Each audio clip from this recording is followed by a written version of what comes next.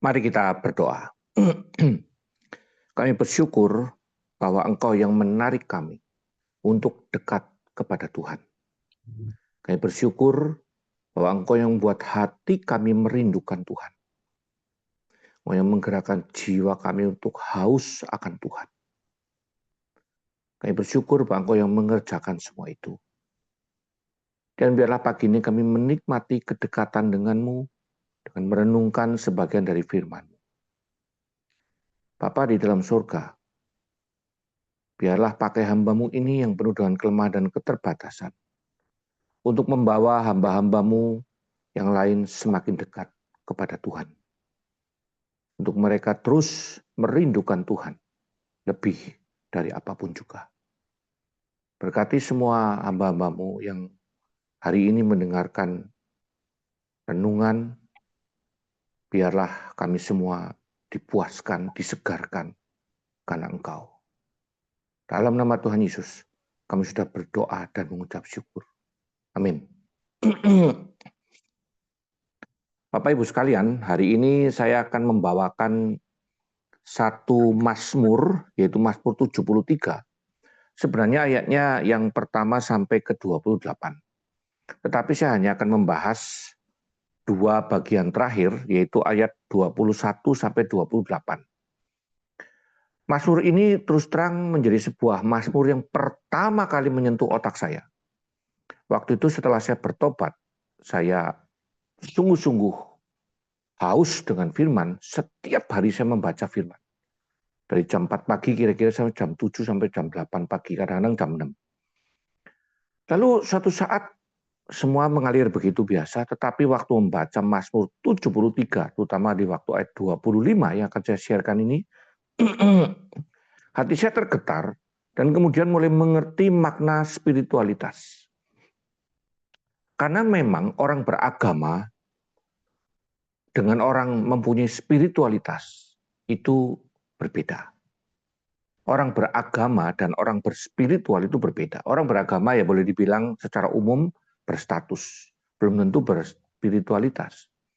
Tetapi orang yang memiliki spiritualitas itu harusnya sih beragama, harusnya. Dalam hal ini adalah spiritualitas Kristen. Mengapa? Karena disinilah saya mendapatkan tentang hakikat surga. Nah, tapi sebelumnya mungkin sedikit saya memberikan satu gambaran tentang Mazmur 73 ini. Dalam Mazmur 73 ini ayat 1 sampai 20 sebenarnya adalah sebuah keluhan. Sebuah komplain kepada Tuhan yang dilakukan oleh Asaf dalam hal ini, yang ditulis oleh Asaf. Ketika dia melihat orang-orang di luar Tuhan, tanda petik orang-orang kafir, orang yang tidak mengenal kebenaran, mereka hidup dengan bahagia, mereka hidup dengan lebih senang lah dari kita gitu. Sehingga sampai-sampai dia berkata, percuma aku hidup benar begini. Percuma aku melayani Tuhan, mungkin kalau dalam bahasa hari ini ya, kalau hidupku juga seperti ini. Tetapi kemudian disambung dengan sebuah kesadaran bahwa kalau aku mau ngomong seperti itu, aku telah berkhianat kepada orang-orang beriman yang lain, yang mereka telah menderita bersama dengan aku. Menarik sekali, itu bagian 1 sampai ke 20.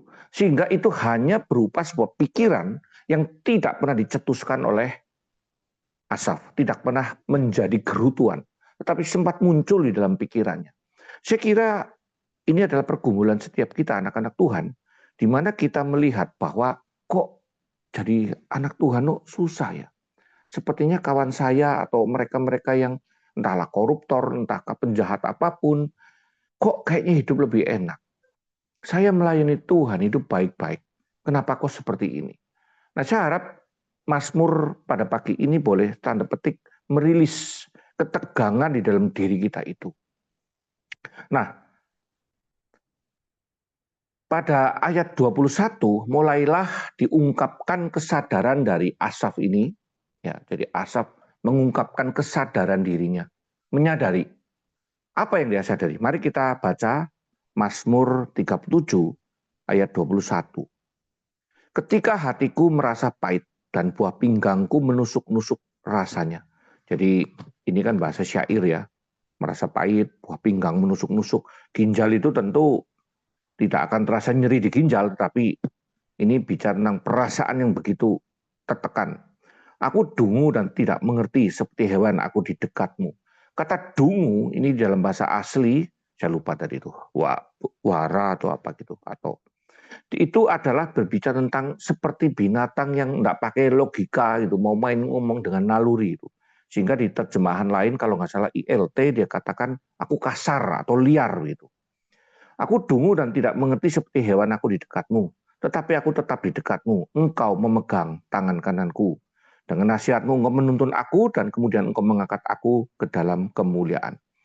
Bapak Ibu sekalian, ini adalah sebuah pengakuan, kesadaran dari seorang Asaf bahwa kita menjadi beriman itu bukan untuk mencari kenyamanan atau kenikmatan. Ada banyak orang berpikir bahwa menjadi beriman, terutama oleh teologi-teologi kemakmuran yang saya dulu sempat terjebak di dalamnya, bahwa ikut Tuhan itu harus kaya, harus sehat, harus.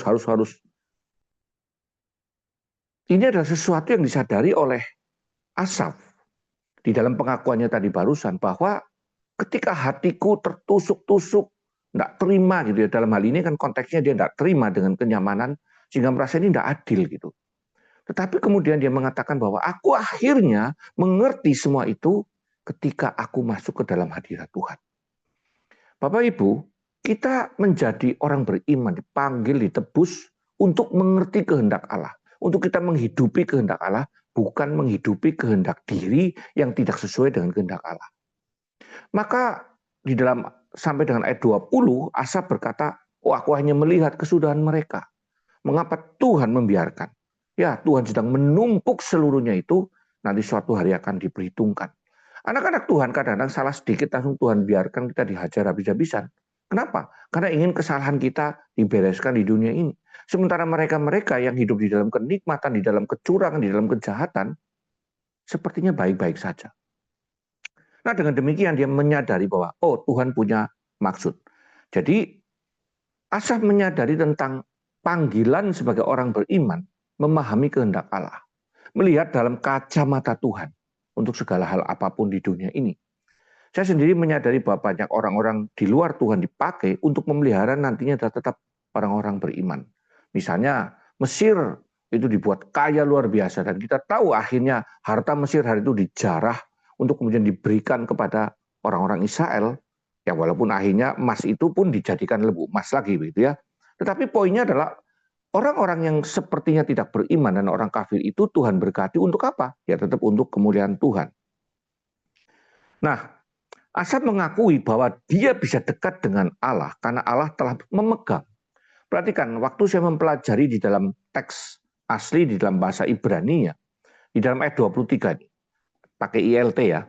Namun aku senantiasa bersamamu atau selalu bersamamu, koma, engkau, nah ini kan dikatakan engkau memegang tangan kananku. Ternyata kata memegang itu menggunakan kata ahasta, itu adalah kata yang digunakan menggunakan tenses lengkap gitu ya. Jadi di dalam bahasa Inggris itu present perfect.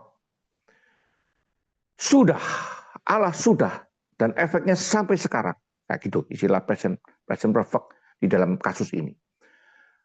Di dalam ayat 23 kalau boleh diterjemahkan dengan tafsiran itu kalau saya begini ya. Namun aku senantiasa, aku selalu bersamamu karena engkau telah dan sedang memegang tangan kananku. Ini adalah sebuah pengakuan yang dahsyat luar biasa. Dia bisa mengerti kehendak Allah karena dekat dengan Allah. Dilanjut dengan dan aku bisa dekat dengan Tuhan karena engkau yang telah memegang. Kalau tidak salah kata memegang ini pun mempunyai konotasi dipegang dengan kuat, dengan erat, dengan upaya yang sungguh untuk tidak lepas. Bapak Ibu, ini adalah sebuah syukur kita di hadapan Tuhan. Bahwa kita di tengah seluruh kesulitan dan penderitaan, kita tetap masih bisa beriman. Bahwa kita masih bisa bersandar kepada Tuhan. Karena Tuhan yang sudah dan terus memegang kehidupan kita. Nah, pada 25 ini sebenarnya puncaknya. Pengakuan seorang Asaf setelah dia mengerti, setelah dia berada di dalam hadirat Tuhan, melihat cakrawala Tuhan, melihat dalam paradigma Tuhan. Hanya sekarang dia mengakui. Apa pengakuannya? Ini merubah saya semua tentang surga. Karena bagi saya waktu saya bertobat, saya masih dipenuhi dengan pikiran-pikiran duniawi tentang surga. Jadi bukannya surga datang ke dunia, pikiran surga yang harus dikerjakan dalam dunia. Tetapi saya mencoba menduniakan surga. Di dalam bayangan saya nanti karena saya hobi cincin gitu ya, batu permata. Wah, di sana saya akan ketemu berlian gede-gede, lalu batu-batu permata, blue safir, ruby, mata kucing, cat eye, jamrud dan sebagainya. Tetapi ketika membaca ini bagi saya itu sebuah pukulan keras di kepala saya. Ketika di dalam ayat 25, Asaf berkata begini, siapa gerangan ada padaku di surga selain engkau? Selain engkau tidak ada yang kuingini di bumi. Dan kemudian pada saat itu juga di dalam persekutuan doa ini, karena waktu itu settingnya saya aktif di persekutuan doa, saya diperkenalkan dengan lagu ini. Lagu itu saya tidak tahu sampai sekarang masih ada enggak. Siapa ada padaku di surga selain engkau? Selain engkau tidak ada yang lain. Nah, ini adalah mengutip dari sini. Bapak Ibu, ini menjadi sebuah pertanyaan yang krusial di dalam kehidupan kita. Kita datang mengikuti Tuhan dan mengharapkan surga. Karena apa? Saya sangat tertarik dengan sufisme, filsafat. Sehingga saya juga mempelajari misalnya tentang Rabi'ah al-Adawiyah. Lalu ada Rumi misalnya. Rabi'ah al-Adawiyah adalah seorang sufi perempuan. Dia memanjatkan satu doa yang bagi saya cukup menggetarkan jiwa. Dia berkata begini, ya Tuhan, jika penyembahanku kepadamu, karena aku mengharapkan surga. Nah, tentu surga dalam versi dia itu kan kenikmatan, segala kenikmatan badania. Maka biarkan campakkan aku ke dalam neraka. Wih, dahsyat sekali itu. Dia berkata bahwa jika aku mendatangi engkau karena aku mendambakan surga, biarlah masukkan aku ke dalam neraka saja. Kenapa? Karena dia mengatakan, karena seharusnya orang mendatangi Tuhan. Datang kepada Tuhan karena cinta. Seperti seorang kekasih berjumpa dengan kekasihnya. Tidak ada apapun yang diharapkan. Orang lagi yang sudah pernah pacaran gitu ya. Dia ngobrol tanpa ada makanan, minuman pun bisa enteng dari jam 5 sore sampai jam 10 malam. Nggak haus, nggak lapar. Karena cinta yang melingkupinya. Seharusnya kita datang kepada Tuhan karena itu. Bukan karena kita mengharapkan sesuatu. Oh, aku mengikut Tuhan, beriman karena kepengen kaya, atau yang kepengen dapat jodoh, atau kepengen sembuh dari segala sakit. Semua motif-motif itu menunjukkan bahwa ibadah kita bersifat transaksional. Transaksional kan dari dua kata ya, trans dan aksi. Aku beraksi kepadamu dan kau harus beraksi kepadaku. Tetapi sesungguhnya memang betul transaksi. Allah mengasihi kita dan kemudian baru kita bisa mengasihi dia. Tidak bisa kita bertransaksi dengan Tuhan. Tuhan yang boleh bertransaksi dengan kita.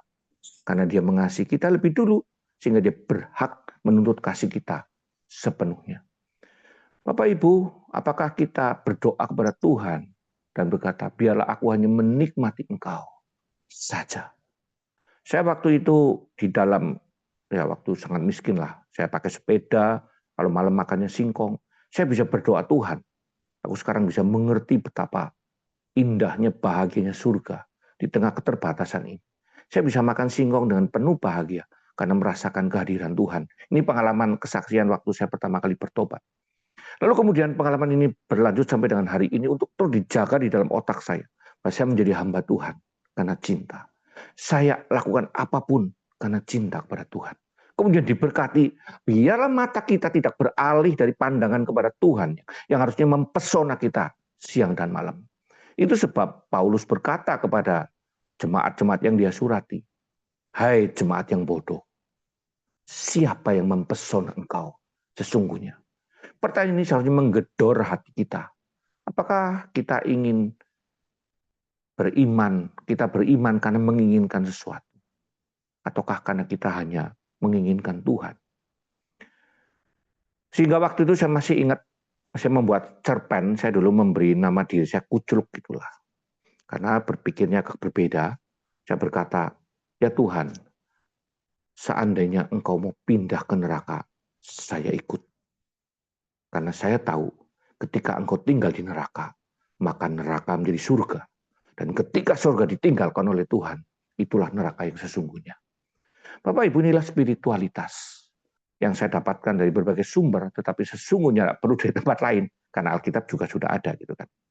Maka ayat 26 disangatkan dengan kata perkataan, sekalipun dagingku dan hatiku habis lenyap, gunung batuku dan bagianku tetaplah Allah selama-lamanya.